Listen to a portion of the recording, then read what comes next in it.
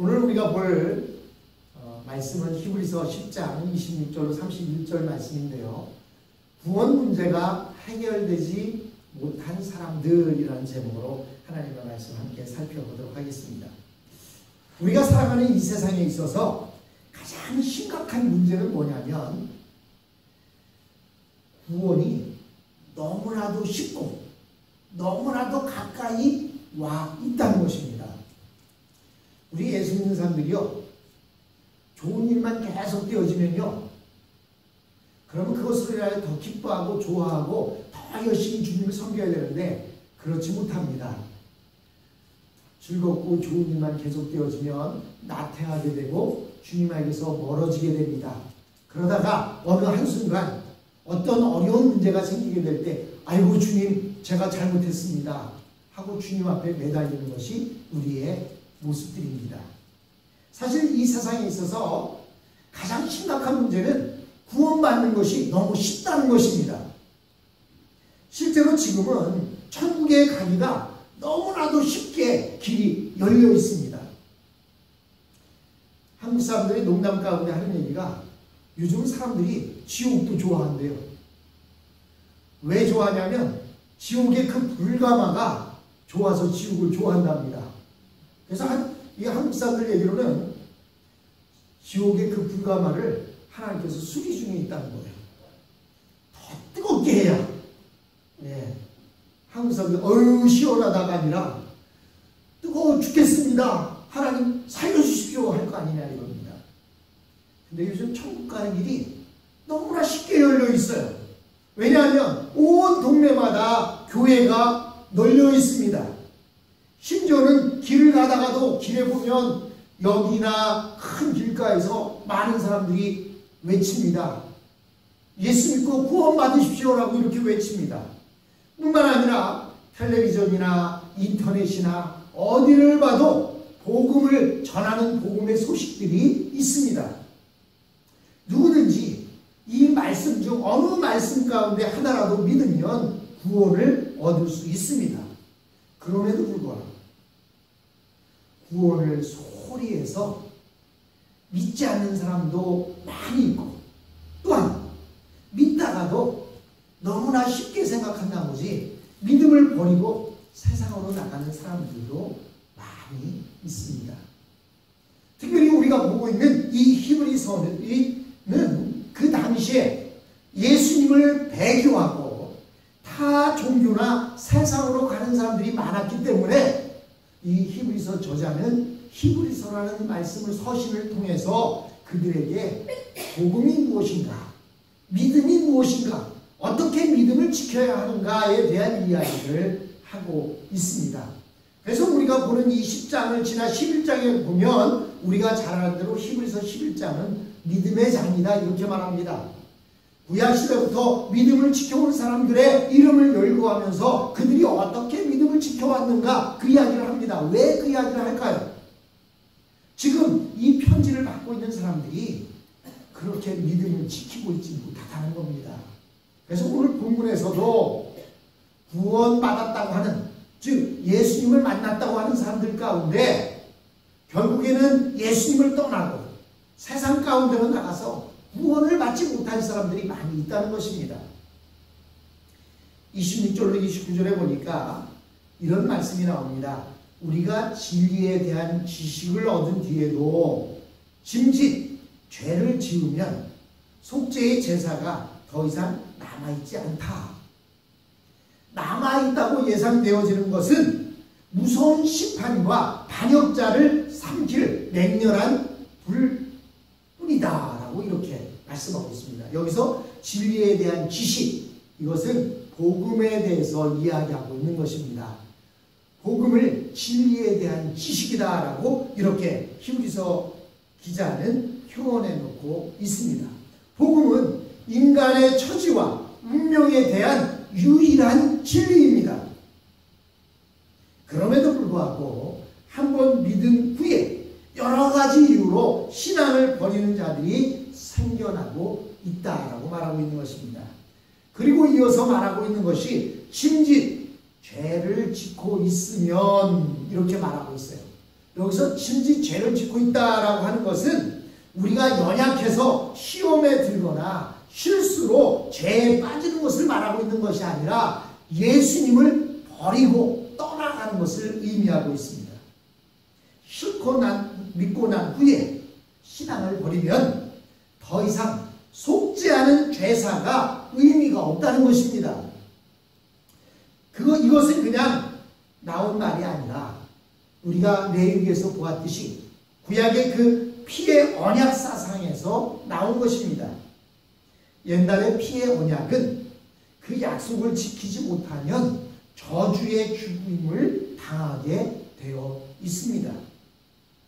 예수님이 십자가에서 죽으심으로써 이 언약이 성취되었기 때문에 우리도 목숨을 걸고 이 신앙을 지켜야 됩니다.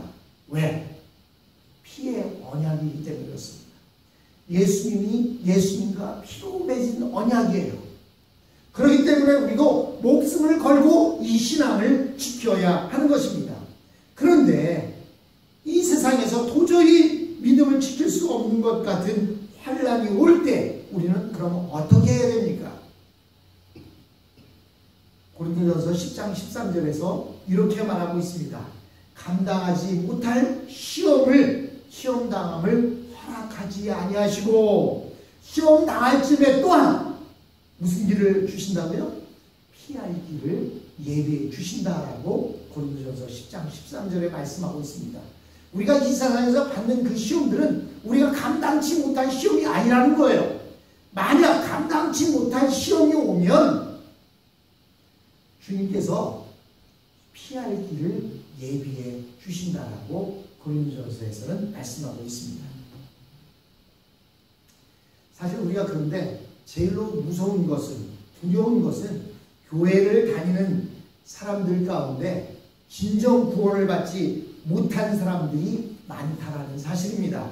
지난 주일에도 제가 그 슬기로운 5처녀와 미련한 5처녀의 설교 가운데 그들 모두가 혼인잔치에 들어가기 위해서 같이 그 문 앞에 서 있었다는 사실입니다. 즉 같이 기다리고 있었다는 거예요. 오늘 본문에서도 말씀하고 있는 것은 같이 교회 안에 들어와 있는데 그럼에도 불구하고 구원받지 못하는 사람들이 있다는 것입니다. 옛날 청교도들은 교회 다니는 사람들의 구원받고 은혜 받는 것을 놓고 기도했습니다. 왜 그런지 아십니까?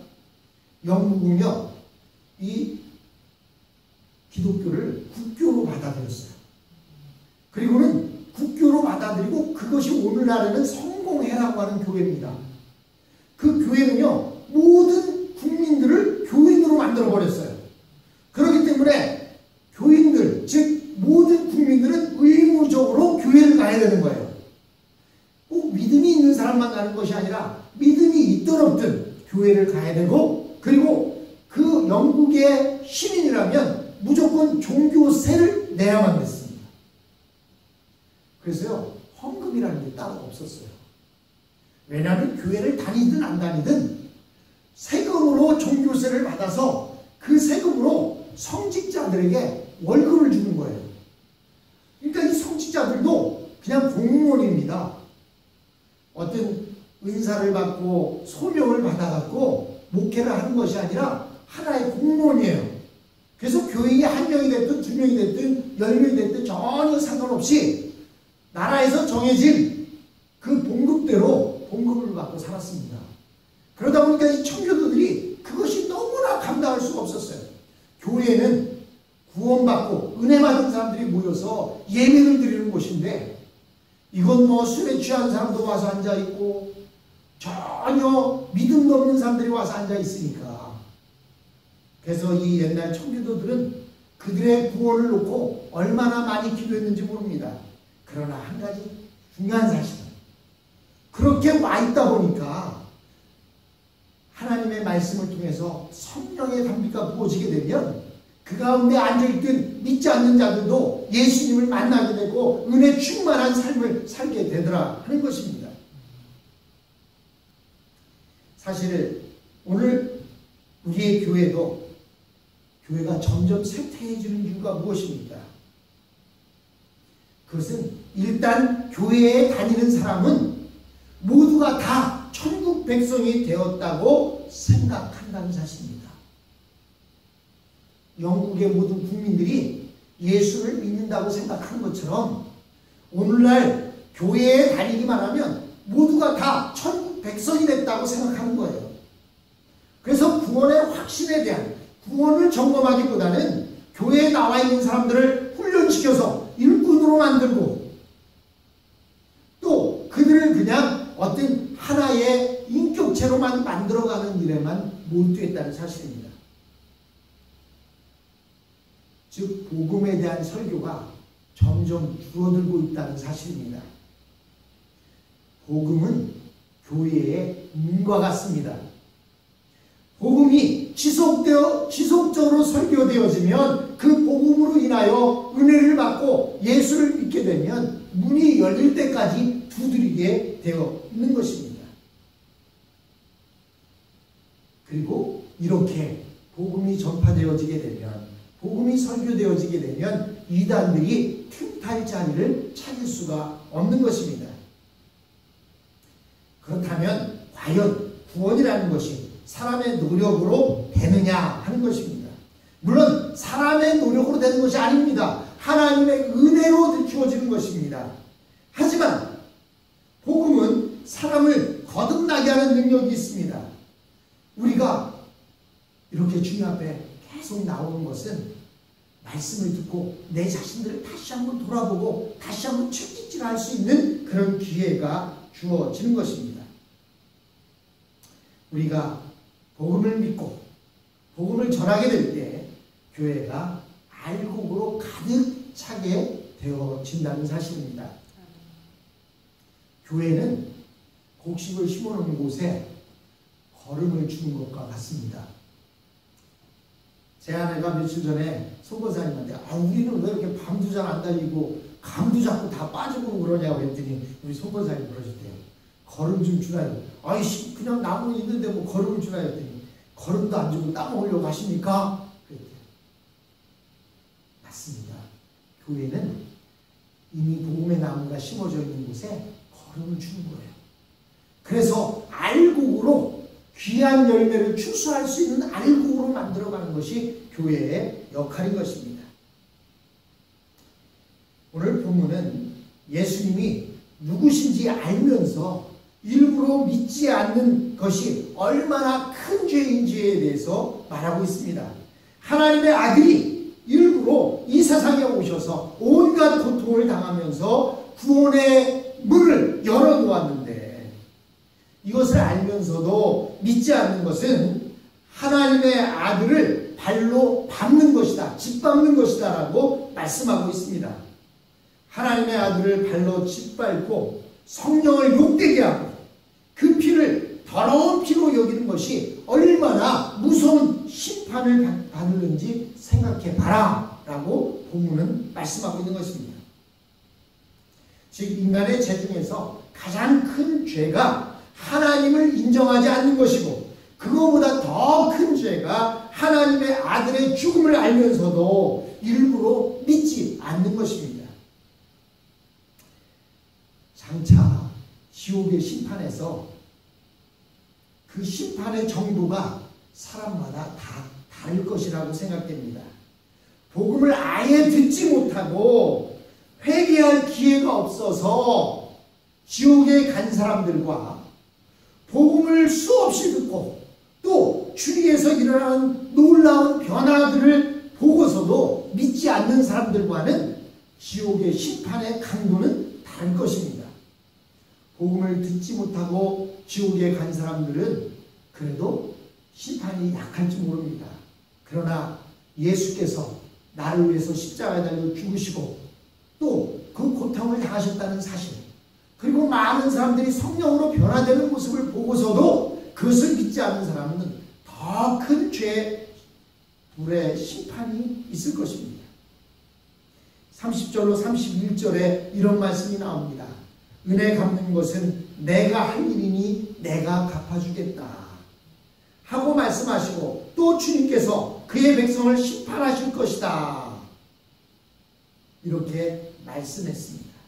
살아계신 하나님의 징벌하신 손에 떨어지는 것은 정말로 무서운 일입니다. 누구든지 이 세상에서 자신의 영혼을 확실하게 해놓지 않는 자는 하나님과의 원수가 되는 것입니다.